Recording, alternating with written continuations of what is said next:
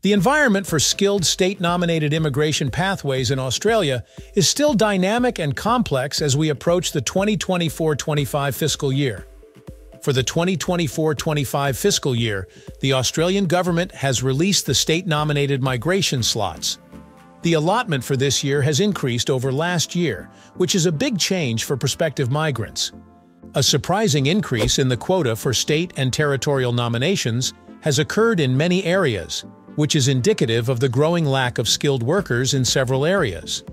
Increased interstate migration has led to lower quotas in Queensland, creating a new situation, and this presents special difficulties for candidates hoping to be nominated from Queensland in 2024-25 and beyond. Notably, compared to the previous year, this year's allocations have quadrupled, which is a significant development for prospective migrants.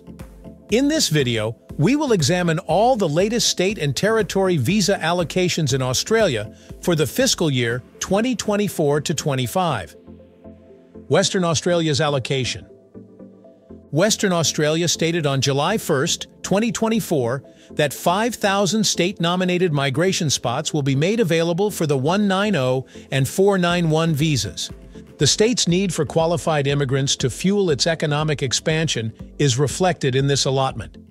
The qualifying requirements have not yet been released, and for further information, go to the immigration website for Western Australia. Australian Capital Territory's allocation. On July 16, 2024, the Australian Capital Territory made the same distribution, allocating 1,000 spots for 190 visa applications and 800 spots for 491 visa nominations. This distribution, which strikes a balance across the visa categories, aims to alleviate regional labor shortages. Further details are available on the immigration website of the Australia Capital Territory as we await eligibility requirements. Victoria's allocation. On July 17, 2024, Victoria disclosed the 5,000 state-nominated migration spots that has been allotted to them.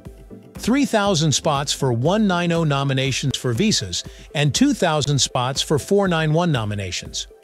The purpose of this allotment is to draw in skilled workers to support its many sectors, and a significant amount of this is designated for the 190 visa, which grants permanent residency. The eligibility information will be released soon, but in the meantime, stay updated by visiting the Victoria Government website. The situation in Queensland.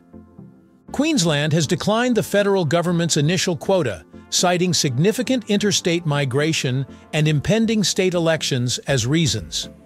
Reports indicate a lower quota of only 600 and 190 slots for the current fiscal year, down from the already low cap of 1,000 places last year.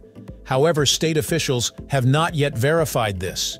For skilled migrants living in Queensland, this presents a serious obstacle, particularly for those seeking state nomination, as there is already a backlog of applicants vying for a visa invitation, increasing the competition for selection. Future allocation announcements. The states of New South Wales, Queensland, Tasmania, South Australia, and the Northern Territory are expected to announce their designated migration slots soon. These announcements will increase the total number of slots available, which will provide skilled migrants greater opportunities across Australia. The number of migration seats for persons wishing to move to Australia will double in the fiscal year 2024-25.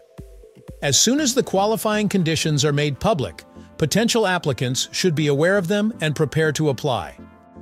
Exploring other pathways.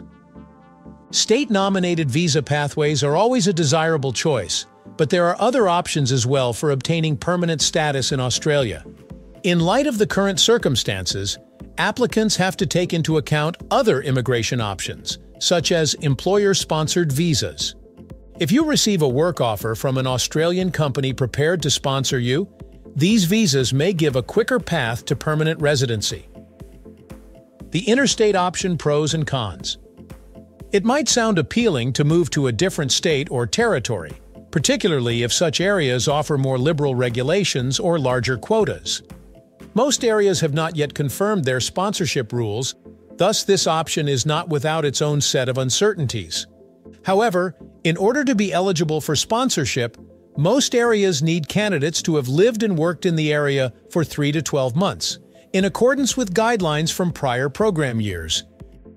That will be all in this video.